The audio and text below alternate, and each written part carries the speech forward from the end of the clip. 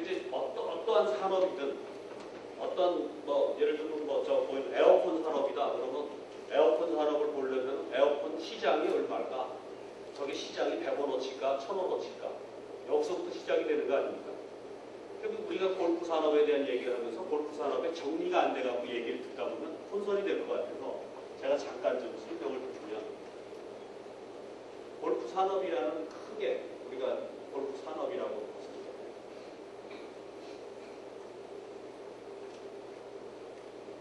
이 골프를 통한 크게 보면 시설이라는 관점에서 보고 있어요. 시설.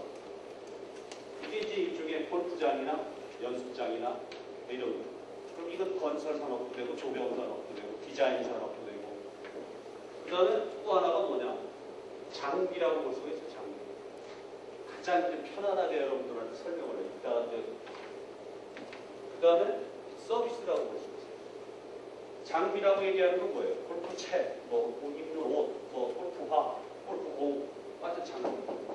근데 서비스는 골프에 관련된 매거진, 그 다음에 레슨하는 거, 아카데미, 그 다음에 대회 사업, 라이센스 사업, 전부 이렇게 일이 들어가요. 크게 이렇게 이해를 해놓고 보면 우리가 골프장에 건설비가 얼마나 되고 회원권이 얼마가 되고 쭉 보면 지금 회원권이 기준 시가로 지금 18조 원입니다. 18조 원.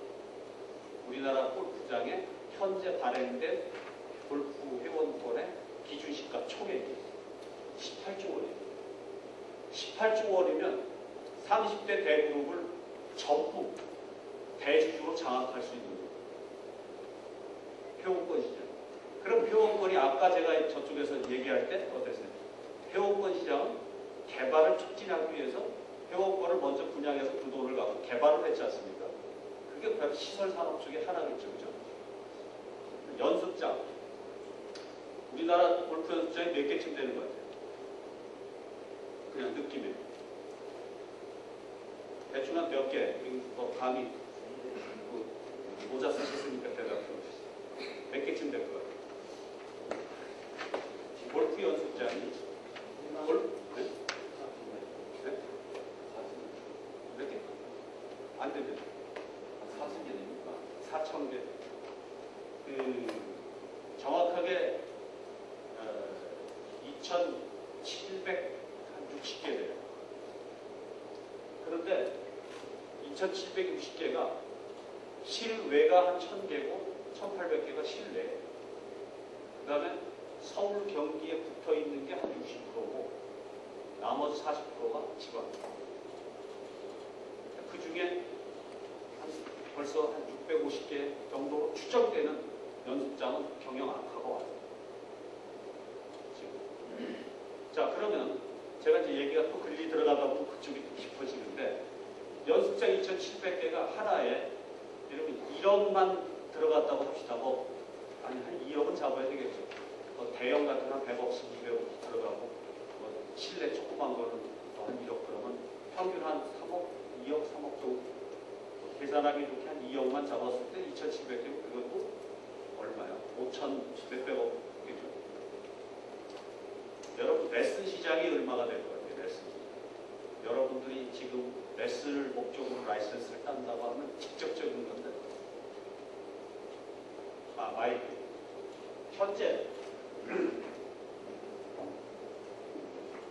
현재 레슨하고 있는 사람들이 약 8,800명 정도.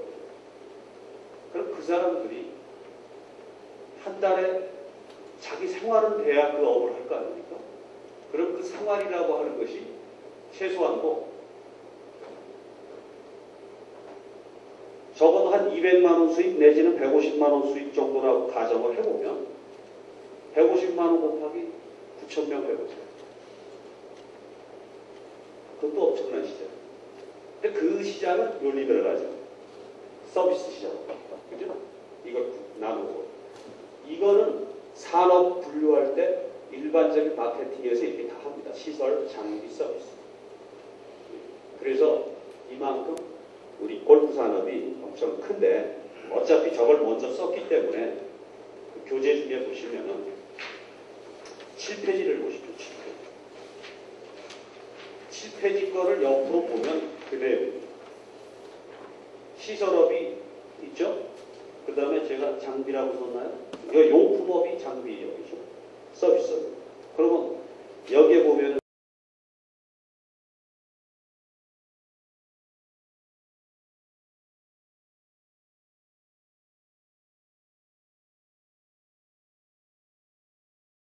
제가 장비라고 썼나요? 이거 용품업이 장비업이죠. 서비스업.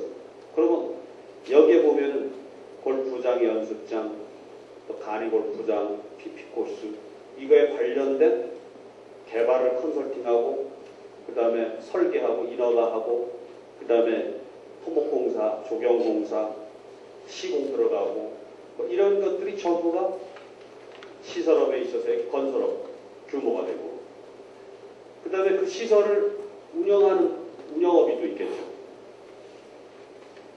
그래서 운영업에는 신고시설을 운영하는 경우, 등록시설을 운영하는 경우, 공공시설을 운영하는 경우 이렇게 나눠볼 수가 있습니다. 그리고 우리가 재밌게 용품을 한번 봅시다. 용품을 보면 일단 크게 만드는 제조 쪽이 있고 파는 유통 쪽이 있겠죠. 크게 분류를 해보면. 만드는 제조 쪽에서 또는 파는 유통 쪽에서 이렇게 보면 여기에 소재부터 시작해서 뭘 하나 만들려면 소재부터 시작이 되잖아요. 그 소재, 예를 들면 뭐 골프 하다 그러면 가죽서부터 시작이 되겠죠. 가죽 원단을 들여와서 그거를 또 가공하고 그 다음에 염색하고 그래서 부품, 그 다음에 어셈블리를 하죠. 뭔가 조립을 해서 제품화를 시키고 그래서 지금 우리가 골프 클럽이나 골프와 골프 의류, 골프백 이런 것들을 쭉 보면 지금 골프 클럽만 보면 작년 정도에 한 4,700억 시장 정도 골프 클럽 시장 그렇게 많이 커요. 4,700억 정도가 골프 클럽인데 지금 우리 사람들이 다 갖고 있는 제가 자꾸 오늘 시계 얘기를 많이 하는데 보이니까 얘기를 많이 하는데 여러분 다 차고 있는 이 시계 시장이 우리나라에 한 1,000억에서 1,200억 정도밖에 안 되는데 1년에 시계 시장이 우리나라에서 한 1,200억, 1,500억밖에 안 돼요. 많아요. 그거에 비해서 이 골프 클럽이 4,500억에서 4,700억 이렇게 보니까 엄청 큰 거예요. 그 다음에 이제 뭐 골프와 관련된 보조기구나 무슨 여러 가지 있죠. 프로그램 산업이나 이런 것들을 도소매하고 또는 수리하고 그 다음에 전자상거래, 인터넷, 그 다음에 유점포 이런 참을 통해서 한 그런 산업 전체를 우리가 골프 산업에서의 용품업이다 이렇게 정리할 수가 있습니다.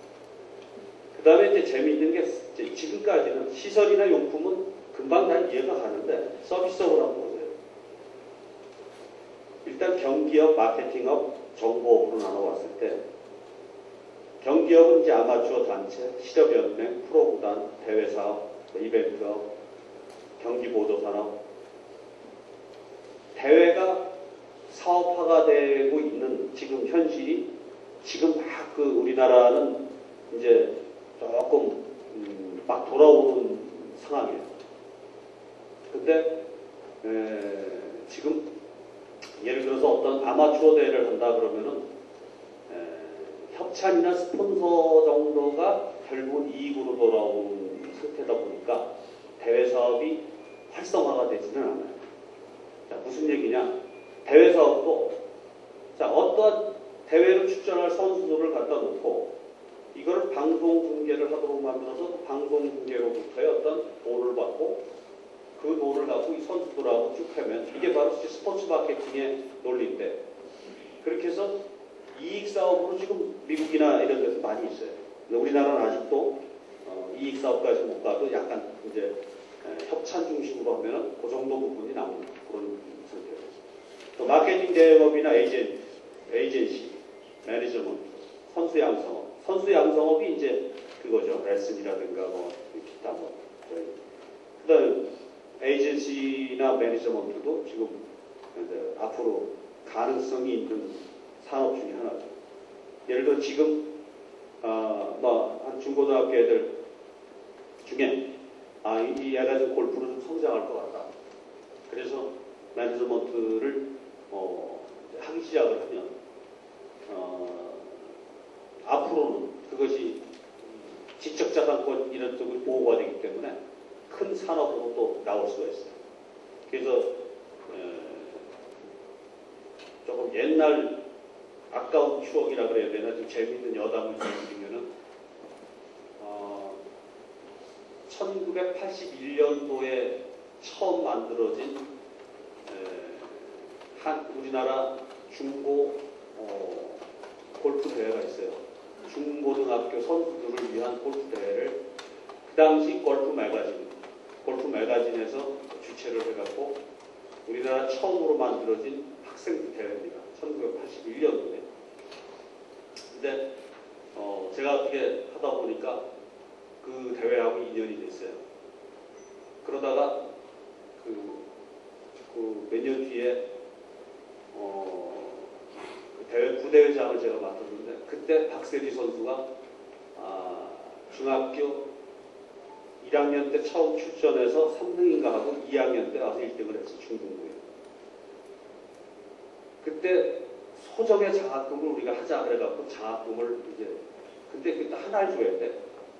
남중부하고 여중부가 있을 거 아니에요.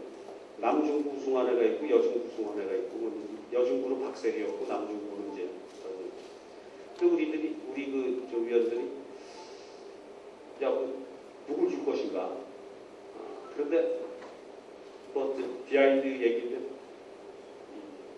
박세리 그 당시 기억에는 조금 비정상적이라 그래야 되나? 조금 말도 안 하고 그냥 시커매갖고 선머슴처럼 북한이 서 있고 거기에다 이제 박준철 씨께서 박세리 선수 아버님께서 같이 오셨는데